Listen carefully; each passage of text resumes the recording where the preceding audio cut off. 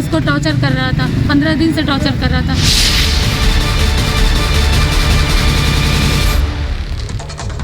और इस वक्त एक और बड़ी खबर जो कि लखनऊ से आ रही है, जहां पर देखिए कि किस तरह से एक और लव जिहाद का मामला आया है, धर्मांतरण का मामला आया है। आप यहां पर देखिए, और हिरासत में है दरअसल वो आरोपी सूफियान, जिस पर दरअसल बेरहमी से हत्या का आरोप लगा है। इलाज के दौरान दरअसल उस युवती की मौत हो जाती है। धर्मांतरण का विरोध वो कर रही थी, विरोध करने पर उसको छत से फेंक दिया जाता है।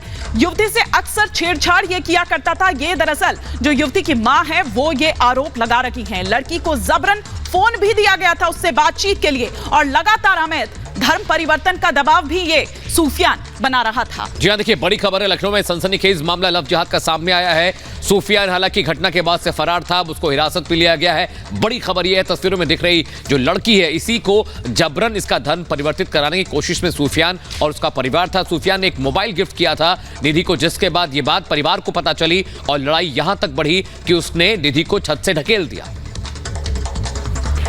बिल्कुल, तो बड़ी खबर हम आपको लखनऊ से बता रहे हैं, जहां 19 साल की एक युवती को छत से फेंक दिया गया। बताया जा रहा है कि ये लड़का लगातार उस पर दबाव बना रहा था, और उसके बाद परिवार वालों का ये आरोप है कि वो उसे जबरदस्ती करने की कोशिश कर रहा था, धर्मांतरण कराने की कोशिश कर रहा था। और ऐसे ही एक दिन उसने चौथी मंजिल से उसे नीचे फेंक दिया। उसे इलाज के लिए ले जाया गया, लेकिन इलाज के दौरान मौत हो गई। और ये वो आरोपी है सूफियान, जिस पर परिवार का ये आरोप है कि इसी ने निधि की हत्या की है, और वो कई दिनों से निधि को लगातार परेशान कर रहा था, और आखिरकार उसने निधि की जान ले ली। तो बड़ी खबर, निधि के परिवार को इंसाफ का इंतजार है। निधि का परिवार लगातार कई ऐसे आरोप जो लगा रहा है कि अक्सर सूफियान जो है वो निधि के साथ छेड़छाड़ किया करता था। ना केवल इतना, बल्कि उसको फोन भी जबरदस्ती थमाया हुआ था उससे बातचीत करने के लिए। ना सिर्फ इतना, बल्कि जबरन धर्म परिवर्तन भी उस पर करने का दबाव बनाया जा रहा था। और जब वो इस बात से लगातार इनकार करती रही, तो फिर सूफियान ने उससे छत से नीचे फेंक दिया।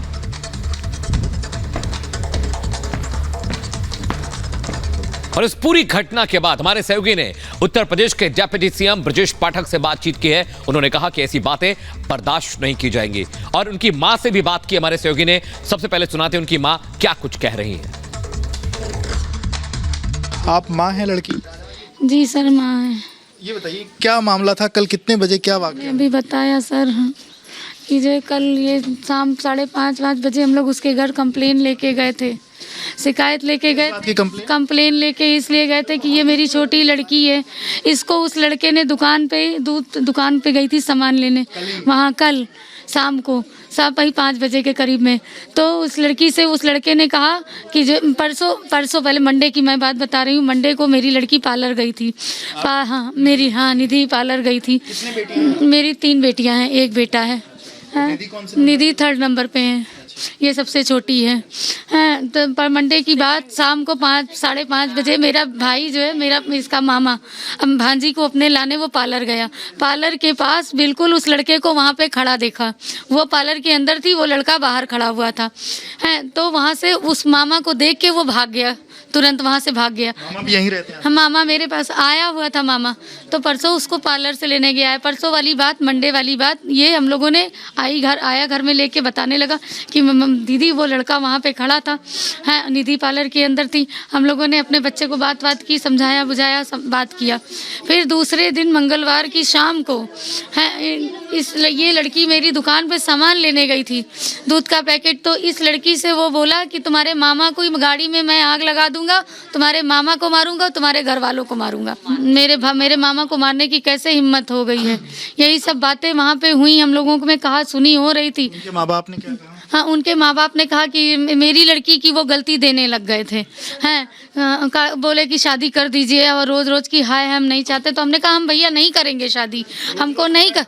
15 दिन से पीछे 15 दिन से हम नहीं परेशान, कह रहे हैं मेरे लड़के की अगर गलती हो तो बुलाओ। तो फिर उन्होंने अपने लड़के को बुलाया है, तो वो था नहीं लड़का उस समय। आया तो वो सीधे जो है डंडा उठा के मेरे भाई को मारने के लिए दौड़ा, मारने के लिए। तब तक मेरी वो जिस लड़की की डेथ हो गई, उसने रोका कि तुम मेरे मामा को मारोगे क्या, तुम मेरे से परेशान नहीं कर रहे हो। इतनी बात उस लड़की ने बोली, बस उसी में उसने धक्का दिया है, उसी में।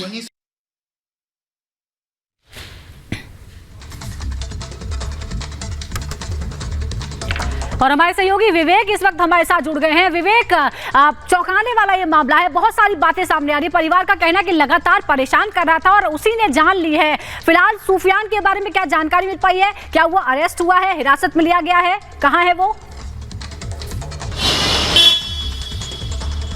देखिए, पुलिस फिलहाल अरेस्टिंग और हिरासत दोनों से इनकार कर रही है, लेकिन हमारे सूत्रों के मुताबिक सूफियान को पुलिस ने हिरासत में लेकर के सूफियान से पुलिस पूछताछ कर रही है। सूफियान की मां को देर रात ही पुलिस ने अपने पास हिरासत में ले लिया था। हालांकि सूफियान के परिवार के बाकी लोग फिलहाल फरार हैं और जब एफआईआर दर्ज हुई तो एफआईआर सूफियान के नाम नामजद एफआईआर है और उसी के बाद से सूफियान वहां पर फरार हो गया था और उसके बाद से पुलिस लगातार उसको ढूंढने की कोशिश कर रही थी।